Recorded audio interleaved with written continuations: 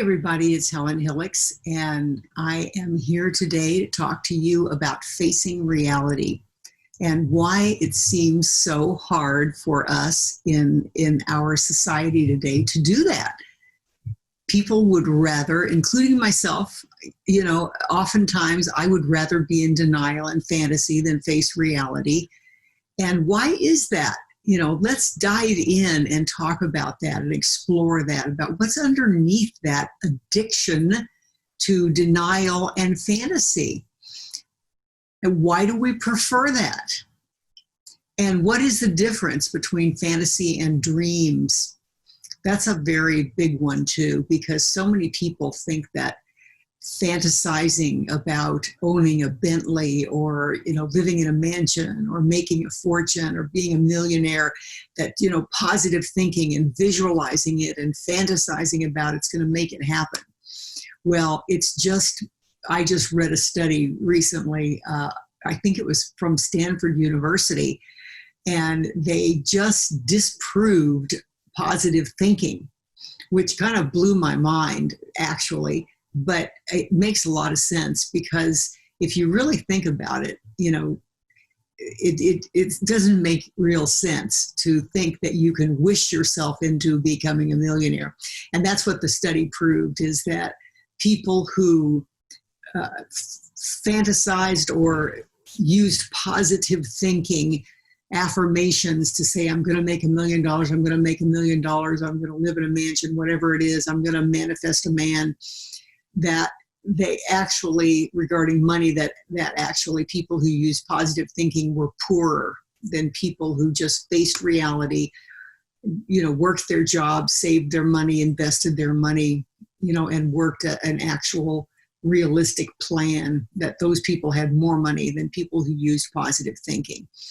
So that's an example to me of fantasy, the difference between fantasy and a dream. If you have a dream of being a millionaire, then you make a plan.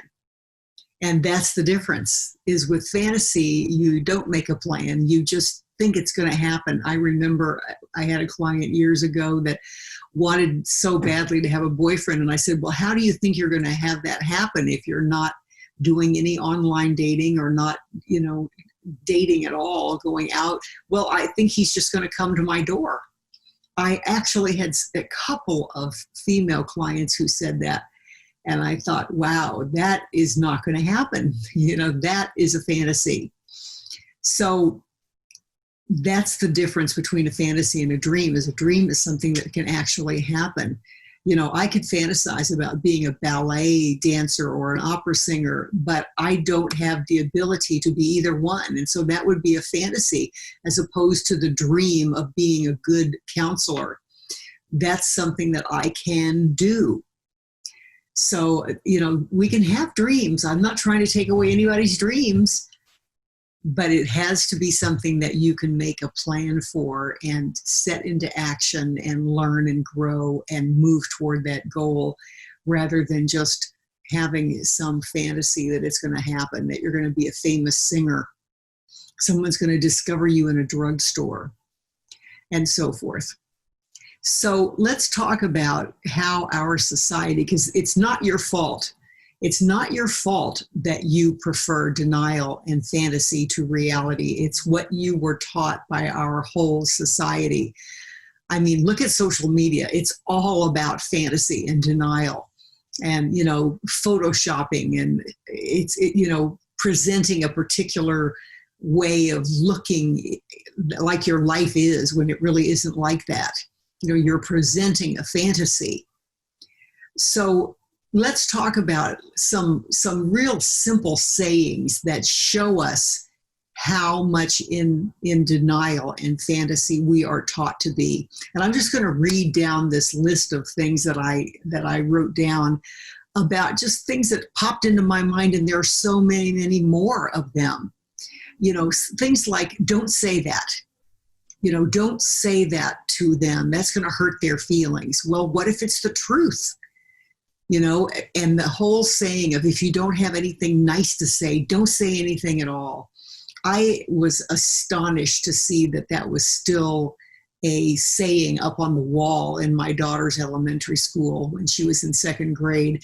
I thought that that had gone out with my childhood, but no, 40 some years later, it was still right there on the wall. If you don't have anything nice to say, don't say anything, which is basically saying, don't say anything, don't say the truth.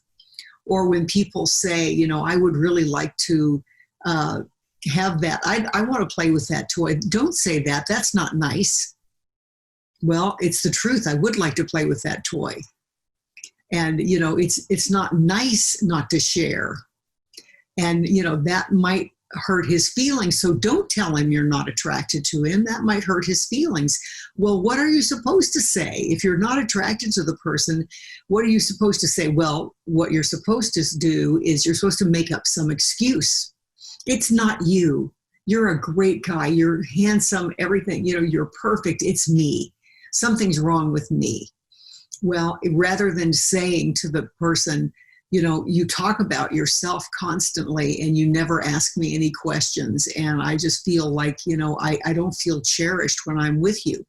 But no, you don't want to give the person that feedback and hear yourself say the truth. So you just make an excuse. And, right now it's like, one of my clients did this the other day. It's because you have too much exposure to COVID. So, I'm opting out. I don't want to see you anymore. Pretend, how women are taught to pretend to have orgasms is another one. It's like pretending, denying, fantasizing that's going to lead to a good, healthy sex life, because you got to make him feel like he's great in bed, even if he isn't. And of course, with that strategy of denial and fantasy, you're never going to have a great sex life together. And he's actually never going to know what it's like to have a happy, fulfilled partner, because you're not allowing him to learn the skills by giving him honest feedback, so he's in denial and fantasy. So, another example is don't tell your partner that you find yourself attracted to other people and you wonder why that is, and give yourselves the opportunity to really take a look at why and what's happening.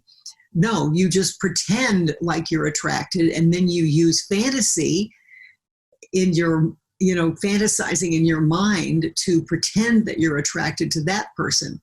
And you think they're not, and you're in denial that they're not going to ever know the difference. There are so many examples. Focus on the positive and ignore the rest. That's another one of them. Yes, it's wonderful to focus on the positive, but you can't ignore the rest, or you're denying and you're in fantasy. I recently was talking to another client who's she's known this guy for a while, and he seems bright and insightful and so forth, but he doesn't work, and he doesn't have any prospects of work. And he's acknowledged that he's mentally ill, but he doesn't take any medication for that because it makes him worse. And so it's like she wants to be in fantasy land, that this could be the love of her life. And I'm not saying he might be, but don't pretend that all these other variables aren't present as well. And that's an example of focus on the positive and ignore the rest. These are some very common ones. I drink, but it's not a problem. Yes, I've gained a bunch of weight, but I'm healthy. He's so handsome and he's good in bed. I'm sure I can make it work out. I know he hasn't worked for 7 years and he lives with his mom, but I like him and it'll be fine. And he'll change. That's another denial and fantasy statement. And another one is porn. Yes, I masturbate to porn every day, but it doesn't hurt anyone or anything. That's fantasy and denial, in a very prominent way. And how many times have you heard a friend or yourself talk about keeping someone on the line just so that you have someone? Denying that that's hurting that person and denying that it's getting in the way of you finding an actual match for yourself. So why do we do this, guys? Why do we do this? It sounds so crazy, doesn't it, when you talk about all these examples of denial and fantasy? So why do we do it? Well, it's to cover up pain. That's all I can say. It's to cover up pain. And I think the most common thing that denial and fantasy cover up in terms of pain is shame. We live in a very shame-based world as well. You should be ashamed of yourself. And, oh my God, I feel so ashamed of how far I've gone down, or I feel ashamed of how fat I am, or I feel ashamed of, my boyfriend, and that's all I can get is him. So there's so much shame heaped upon us as children, even, absolutely, you're not sharing with Johnny. You should be ashamed of yourself. That's not nice. And so we start covering up who we really are and how we really feel, because we know we're going to be shamed for it if it doesn't meet society's expectations. And then we're going to shame ourselves, of course. So that's the real kicker, I believe. And, I've heard many other people say so, that shame is what's underneath denial and fantasy. And so, but if we could get past the shame, let's talk about that for a minute. If I admit that I've lost control of my eating, my drinking, my spending, my gambling, my sexuality, what am I going to feel? Shame. And what are other people going to say to me? Probably they've said lots of shaming things to me already. They probably say, what are you doing? You're going out and getting drunk every night and missing work. You're going to lose your job, So it's like they're shaming. How could I possibly be attracted to you? You gained 50 pounds, et cetera, et cetera. And so, people don't understand about the struggles that other people have. They don't want to relate to them because they're afraid then they're going to be shamed about something about themselves. So we don't want to admit that we have these big problems because we are going to feel incredible shame about what we've done. And, I absolutely can relate to this. I gained a bunch of weight, which I have recently lost. And I realize the unbelievable denial and the shame that I felt every day when I looked at myself. So it's everywhere. And, if I admit I'm attracted to other women, what will I feel? Well, I'll feel shame about that. Shame that I'm making my husband cry or my wife cry, because I'm telling them that I'm attracted to other people. And yet that's the truth. But I don't want to feel that shame. If I tell my best friend that they are delusional about so many things, that they think they're so brilliant, but they're really not, that they're not really having all these original thoughts like they think they are, and they start crying, how am I going to feel? Again, I'm going to feel shame. So we are so afraid of being shamed by ourselves and others that we make up a whole different world. We make up a whole different reality, and we live in denial and fantasy. And many people will say to you, well, what's the harm? What's the harm in that? So let's look at that. Well, what is the harm in being in denial about drinking or overeating or, masturbating to pornography addictively? What is the harm? Well, it does interfere in your life. If it does interfere in your life, then there is harm in being in denial about that. What if you are incredibly reactive in every love relationship you have? You just blow up, and fly off the handle when something triggers you, and you don't want to look at that. There's harm in that, not just for yourself, but for yourself, because you're never going to have a good relationship. And also harm for the other people in which you engage, with whom you engage, because they are damaged by your reactivity. So living in denial and fantasy actually means that you're never going to have what you really want. You never are. If you live in denial and you're an alcoholic and you live in denial about that your whole life, then your whole life is going to be messed up. If you're reactive your whole life, then you're never going to have the dream connections that you want. If you can't speak up for yourself and say, honey, that doesn't feel good when you touch me that way. I would really feel awesome. I love it when you touch me this way. If you can never do that, then you're not going to have the kind of loving, sacred sexuality that everybody dreams of. You're going to stay in denial of the impact of your silence.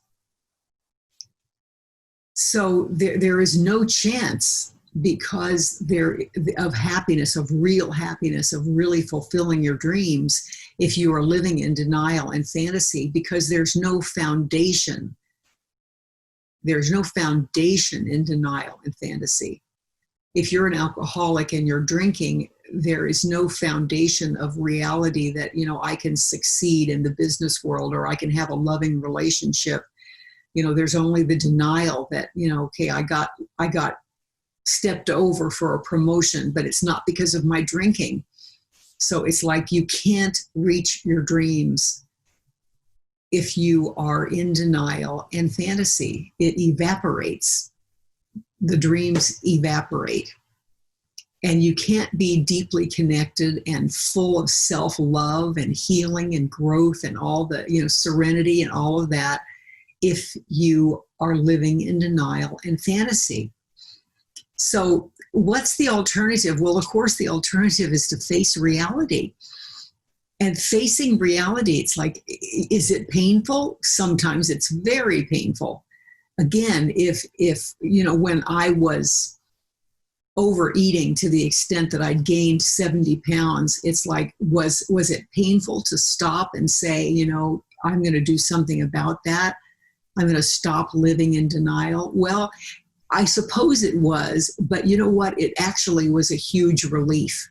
And I think this is the other side of it, is that we think facing reality is going to be so painful. But it's, when you stop using heroin, or when you stop drinking, or you stop overeating, or you stop masturbating to pornography and not having sex with your partner, it usually is, there is some pain to it.